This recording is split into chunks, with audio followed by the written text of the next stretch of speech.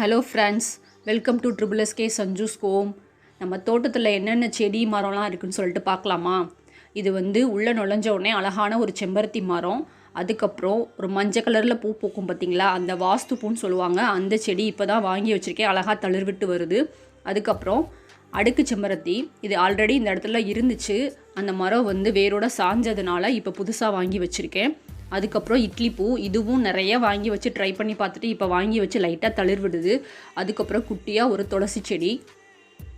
இங்கே பார்த்தீங்களா, இது வந்து பப்பாளி மரம். நிறைய பப்பாளி மரம் வச்சு ஓஞ்சு போயிட்டேங்க. இப்போ தான் அது கொஞ்சம் பரவாயில்லாமல் வளர்ந்துட்டு வருது. இது வந்து முல்லைப்பூன்னு சொல்லுவாங்க பார்த்தீங்களா, அதுதான். இது எங்கள் வீட்டில் 8 வருஷமாக இருக்குது.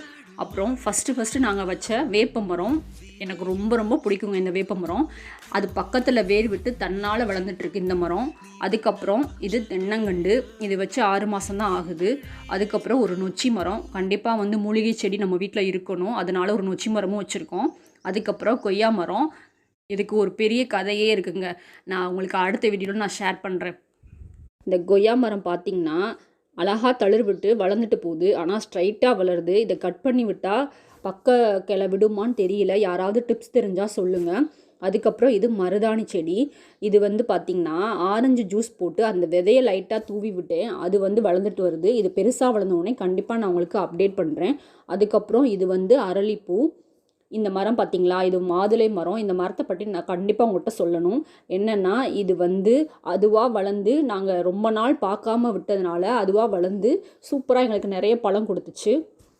அதுக்கப்புறம் இது வந்து நெல்லிக்காய் மரம். இது என்ன இப்படி இருக்குதுன்னு பார்க்குறீங்களா, இது வந்து நாங்கள் வாங்கி வைக்கலை, ஃபங்க்ஷன் போனால் கொடுப்பாங்க பார்த்திங்களா, அந்த செடி தான் இது. அதுக்கப்புறம் இது வந்து குண்டு மல்லி.